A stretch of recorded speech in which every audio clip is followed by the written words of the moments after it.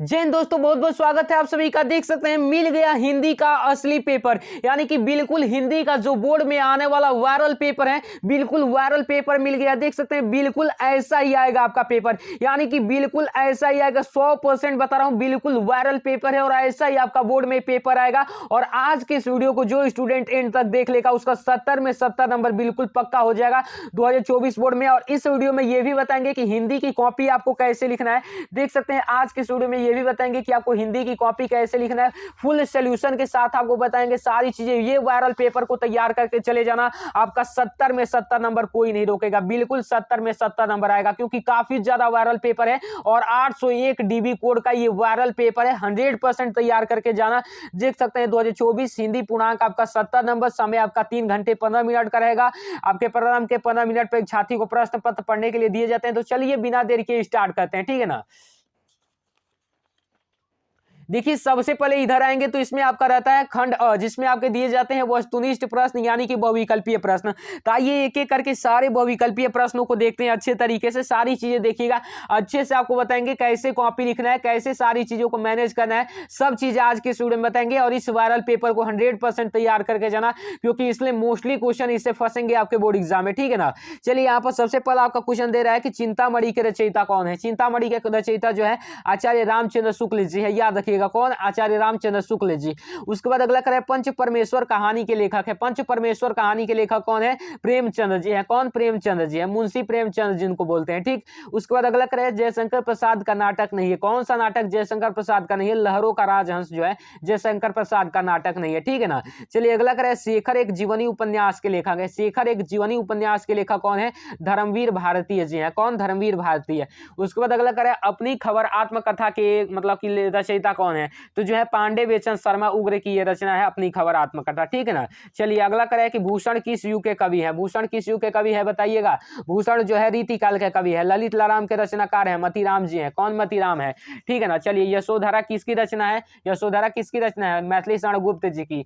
यहाँ पर अगला करे आंगन के पार द्वार किसकी रचना है, तो सईदानंद वासानंद हीरानंद अगिया की, ठीक है ना। दीप शिखा काव्य संग्रह किसकी है, महादेवी वर्मा की। यहाँ पर अगला करें करुण रस का स्थायी भाव क्या होता है। करुण रस का स्थायी भाव क्या होता है, शोक होता है। अच्छे से याद कर लीजिएगा सारी चीजें, वेरी वेरी मोस्ट इंपॉर्टेंट सारे क्वेश्चन है, ठीक है ना। और ये वायरल क्वेश्चन इसमें ऐड किए गए हैं। अगला करें चरण कमल बंधु हरिराई में कौन सा अलंकार है। इसमें कौन सा अलंकार है, रूपक अलंकार है। Very very most important question है, चरण कमल बंधु हरिराई में कौन सा अलंकार है, रूपक अलंकार हो जाएगा। यह एक सममात्रिक छंद है, इसमें 4 चरण होते हैं, प्रत्येक चरण में 24 मात्राएं होती है, 11 और 13 पर्यायति होता है। यह लक्षण किस छंद का है, यह रोला छंद का है। Very very most important question ये भी है, अच्छे से देखेंगे सारी चीजें। अभी आपको यहाँ पर देखिए, यहाँ पर अगला करें कि पर्यावरण शब्द में प्रयुक्त उपसर्ग है। पर्यावरण में उपसर्ग है। यहाँ पर महानता में कौन सा प्रत्यय है, प्रत्यय जो बाद लगता है तो कौन सा प्रत्यय है, ता प्रत्यय हो जाएगा। ये वाला बी वाला ऑप्शन इसका राइट हो जाएगा, ठीक है ना। सुख और दुख में कौन सा समास है, सुख और दुख में आपका कौन सा समास है, द्वंद्व समास है। कौन सा समास, द्वंद्व समास, क्योंकि ये दोनों के बीच हाइफन लगा होगा तो समझिएगा वो द्वंद्व समास होता है, ठीक है ना। चलिए अगला करें निम्नलिखित में से अग्नि का पर्यायवाची नहीं है। अग्नि का पर्यायवाची कौन सा नहीं है, अनिल नहीं है, ठीक। अभ्युदय का सही संधि विच्छेद है, कौन सा हो जाएगा, अभि प्लस उदय हो जाएगा। मधु शब्द का पंचमी विभक्ति और एक वचन है। मधु शब्द का पंचमी विभक्ति एक वचन कौन सा हो जाएगा, मधुना हो जाएगा। आपका ये वाला ऑप्शन राइट हो जाएगा, ठीक। चलिए अगला करें पठिसतः धातु रूप का वचन एवं पुरुष है, तो द्विवचन और मध्यम पुरुष हो जाएगा, ठीक। चलिए अच्छे से 20 बहुविकल्पी हमने देख लिया। अब आइए देखते हैं खंड ब, जिसमें आपके वर्णनात्मक प्रश्न दिए जाते हैं। देखिए सबसे पहले ये कह रहा है कि दिए गए गद्यांश पर किसी एक गद्यांश पर आधारित प्रश्नों के उत्तर दीजिए 6 नंबर का, ठीक। तो ये आपका गद्यांश दिया गया, इसका आपको संदर्भ लिखना है, इसकी रेखांकित अंश की व्याख्या करनी है और ममता के जीवन भयभीत रहने का क्या कारण था आपको बताना है। तो देख लीजिए सेम इसी प्रकार से आपको वर्णनात्मक प्रश्न को लिखना है इस तरीके से। खंड ब वर्णनात्मक प्रश्न प्रश्न उत्तर 1 और ब्रैकेट में कर देंगे गद्यांश, उसके बाद संदर्भ लिखेंगे, संकेत डालकर संदर्भ लिखेंगे, व्याख्या लिखेंगे अच्छे तरीके से। सेम इसी तरीके से आपको कॉपी लिखना है, देख लीजिए इसी तरीके से आपको हिंदी की कॉपी लिखना है, ठीक है ना। इसी तरीके से आपको हिंदी की कॉपी लिखना है। इसका फुल सॉल्यूशन एक डेडिकेटेड वीडियो बनाया हूं, जाकर उसको देख लीजिएगा, अच्छे से सारी चीजें आपको क्लियर हो जाएगा, ठीक। चलिए अगला क्वेश्चन देखिए क्या करा है, अथवा करके भी दिया गया है, तो या तो ऊपर वाला कीजिए या फिर नीचे वाला कीजिए, दोनों में से कोई एक कीजिए, ठीक। यहाँ पर 2 नंबर में करा है कि निम्नलिखित में से किसी एक पद्यांश पर आधारित प्रश्नों के उत्तर दीजिए। देखिए आपका ये पद्यांश दिया गया है, 6 नंबर का ये पूछा जाता है, तो ये आपका पद्यांश दिया गया है, इसका आपको उत्तर देना है। पहला करा है कि उपयुक्त गद्यांश पद्यांश का संदर्भ लिखिए, श्री राम के नेत्रों से आंसू क्यों बहने लगे, रेखांकित अर्पण कुटित करिए कि इसमें कौन सा अलंकार है। इसी से सारे आंसर देने हैं, बस आपको इसको पढ़ना है अच्छे से और इसका आंसर देना, ठीक है ना। चलिए अथवा करके भी एक और दिया है, तो दोनों में से कोई एक आपको करना है, दोनों में से कोई एक आप कर लीजिएगा, ठीक। चलिए यहाँ पर अगला करा है कि 3 नंबर में कि दिए गए संस्कृत गद्यांश में से किसी एक का संदर्भ सहित हिंदी में अनुवाद कीजिए, यहाँ पर 5 नंबर का, ठीक है ना।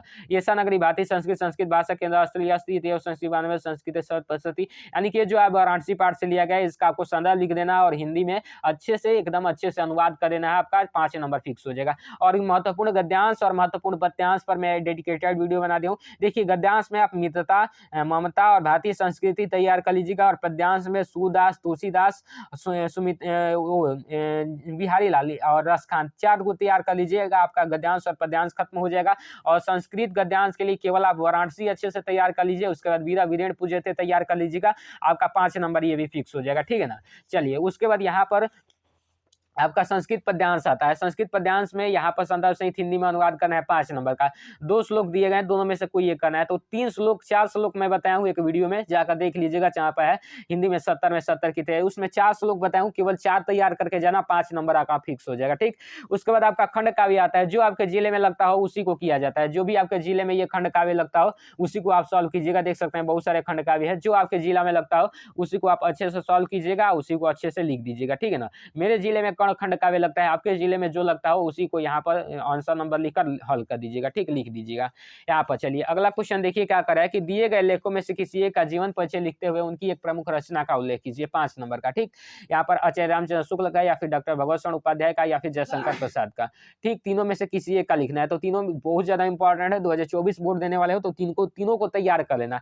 या आचार्य रामचंद्र शुक्ल का, जयशंकर प्रसाद का और डॉक्टर राजेंद्र प्रसाद का, ये तीनों तैयार कर लेना, 5 नंबर आपका फिक्स हो जाएगा। उसके बाद ख नंबर में कराया दिए गए कवियों में से किसी एक कवि का जीवन परिचय देते हुए उनकी प्रमुख रचना का उल्लेख कीजिए, 5 नंबर का।